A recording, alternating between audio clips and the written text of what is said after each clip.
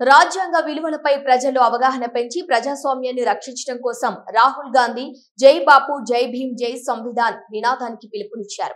MLA Gandra Satyanarayana Rao అన్నారు. ఇక భూపాలపల్లి జిల్లా కేంద్రంలోని గట్లకానిపర్తి గ్రామంలో జై బాపు జై భీమ్ జై సంవిధాన్ పాదయాత్రలో పాల్గొన్నారు.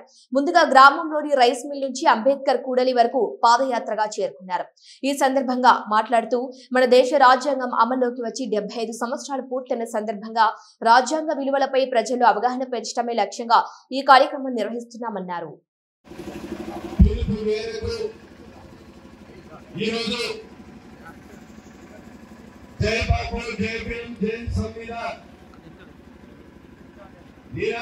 గ్రామ గ్రామాల ఈరోజు తెలుగుతో ఈ దేశం స్వతంత్రం కొరకు కానీ ఈ దేశం కొరకు ఎవరైతే పోరాడినటువంటి అమర వీరులను ఈ రాష్ట్రం దేశం ఏ రకంగా స్వతంత్రం తెచ్చుకున్నారు అనేది ఒకసారి నిమరు వేసుకోవడానికి కార్యక్రమం నిర్వహించడం జరిగింది. స్వతంత్ర పోరాటంలో గాంధీ దాతలో నెహ్రూ గారు 12 సంవత్సరాలు జైలు జీవితం అనుభవించి స్వతంత్రం కొరకు పోరాడినటువంటి వ్యక్తి ఇందిరా గాంధీ.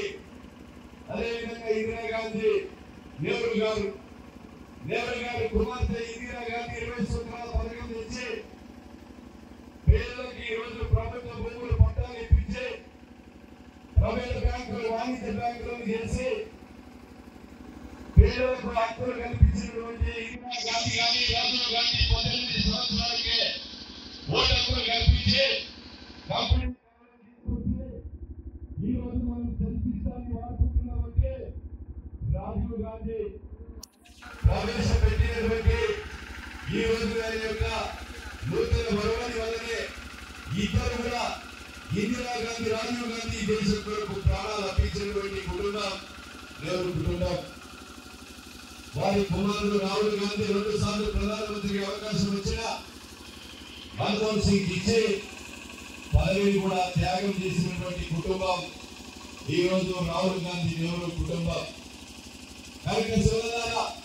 కన్యాకుమారి నుంచి కాశ్మీర్ వారి పాదయాత్ర చేసి ప్రజల బాగోగులు చూసి 35 సీట్లతో ప్రధానమంత్రికి అవకాశం రాకుండా ప్రతిపక్ష నాయకుడిగా ఉంటూ ఈ రోజు ఈ దేశం నాకు ముఖ్యమని త్యాగం చేసినటువంటి నెహ్రూ కుటుంబం గురించి మరి ఒకసారి ఆలోచన చేయాలి.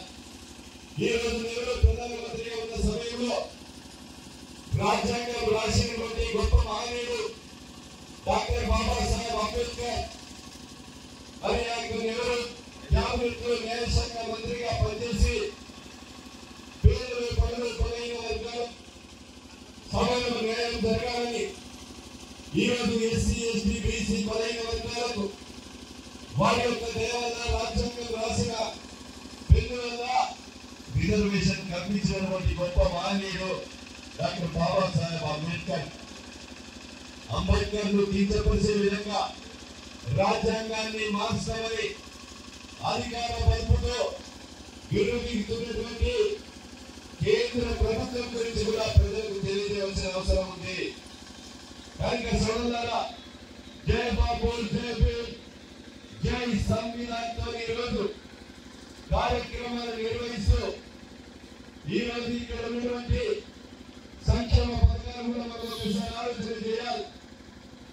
ఈ రోజు రాష్ట్ర ప్రభుత్వం అదేవిధంగా కేంద్రంలో కేంద్ర ఏఐసిసి పార్టీగా ఉన్నటువంటి సోనియా గాంధీ నాయకత్వంలో, రాహుల్ గాంధీ నాయకత్వంలో, ఖార్గే గారి నాయకత్వంలో ఎన్నికల ముందు తెలంగాణ రాష్ట్రంలో 1970లో తెలంగాణ రాష్ట్రం కొరకు 350 మంది చనిపోతే